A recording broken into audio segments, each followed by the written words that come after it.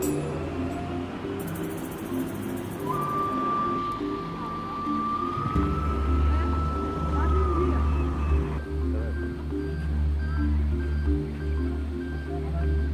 in Europe ended in 1940.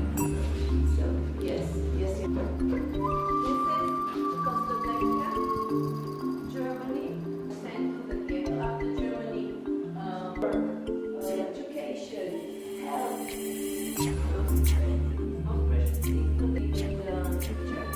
and this was absurd because they were fine physicians, but they didn't have any medicines.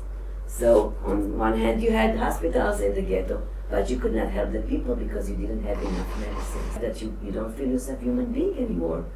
You're so in such a low situation that you feel that your life doesn't have any value anymore. When they get to the ghetto, what they did in the evening after coming back from 10 hours of hard work, or whenever they had some free time, they would go to the yard down in the barracks. You can see here one of the barracks, the Dresden barrack, and they would start to play soccer.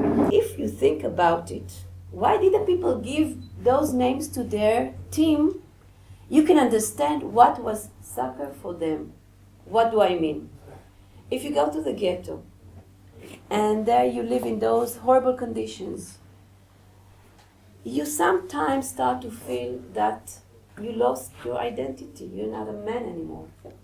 But then, if you have a team and you call them, for example, Vienna, those who came from Vienna, this is your identity. If you call them Arsenal or Fortuna Köln, and those are teams that you, in the past, you used to go to their games and to cheer them and so on, then you start to remember who you were. This is part of your identification. It gives you back something of what you were. For almost 2.5, 3 years, those who played there, they say that those 90 minutes of game, for them, they forgot where they were. They weren't in the ghetto anymore. They were all concentrated in the game, and it was for them a way of forgetting about their everyday life. This is not the whole game without interfering.